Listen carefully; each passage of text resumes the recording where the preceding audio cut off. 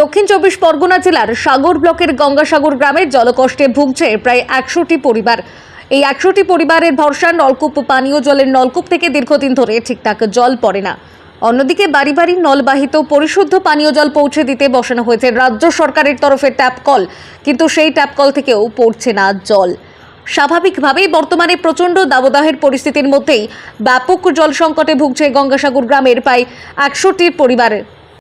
জল নেই বলে এখানে সেই জন্য কি করছেন? জল কিনে খাচ্ছি। কতদিন ধরে এভাবে?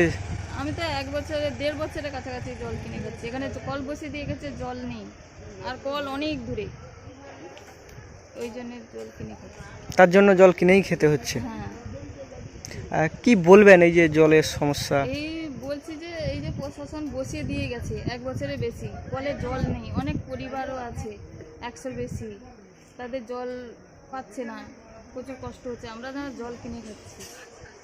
গ্রামের বহু পরিবারকে প্রতিনিয়ত পানীয় জল কিনতে হচ্ছে টাকা দিয়ে। গ্রামবাসীদের অভিযোগ, বহুবার স্থানীয় পঞ্চায়েত থেকে শুরু করে বিভিন্ন দপ্তরে জানিয়েও কোনো সুরাহা মেলেনি।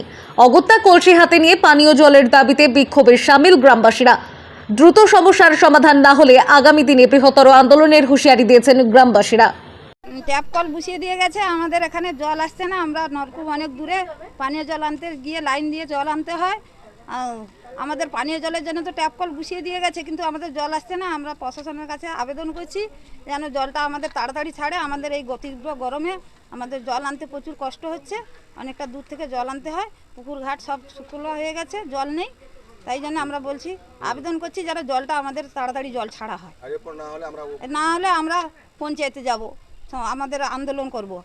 এখনও তোরই জল কেন আসছে না? আমরা তাহলে কি জল খাবো? পানীয় জল না যদি থাকে, অনেক দূর থেকে তো জল আনতে হয়, নলকূপের লাইন দিয়ে জল আনতে হয়।